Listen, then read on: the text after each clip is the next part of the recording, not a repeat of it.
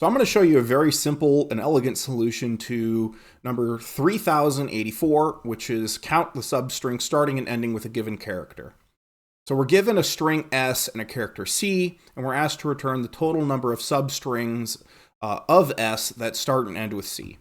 So there's actually a really simple solution to this, but you have to work it out on paper first to see it. So if I have this very easy example right here, the number of substrings I have, if I say C is equal to A, the character I'm looking for, well, if I just start with one A, my answer is going to be 1, right? What about if I have 2 A's? Well, it's going to be the number of substrings before this plus the number of substrings I can make with the addition of the new A. So I'd have 1, which is both of them, and then 1, which is itself. So that's 2. So the total number of substrings for AA is going to be equal to 3. If I add another A onto it, then it's going to be equal to the number of substrings that exist for the previous substring before it, and then the addition of this character and the substrings that you can make with it. So I would have AA, I would have AAA, and I would have A. So I'd have 3 total when I add this extra A on. So in total, AAA would have 6 total valid substrings. This pattern actually holds for regardless of how many A's I put on here.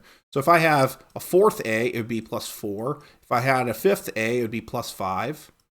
And if you look at this, that's actually just a summation. That's a summation of I is equal to 1, equal, and then to n. And you can work this out, or you could make some kind of for loop for this. Or you could just use the result that we know is going to be n times n plus 1. If you've taken an algorithms class, this is something you'll probably have seen before. Summation from I equals 1 to n is equal to n times n plus 1 divided by 2. So to solve this problem, all I need to do is count the number of A's that exist inside of my string, and then use this little formula we have here to get the resulting answer. But here's an interesting note. We don't care about other characters besides the character that they want us to find. I could have 100 B's in between each of these different A's, and I would still have just 6 substrings I could work with.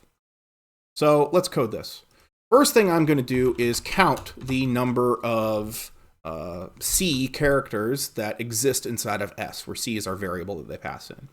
Now, if you wanted to, you could just use the Python counter, but I'm just going to do a for loop here. So for char in S, if char is equal to the character that they want us to find, count plus equals 1. And then we're just going to return count times count plus 1, and then floor divide by 2, so we're returning an integer. So if I run this, you notice we pass the test cases, so let's submit.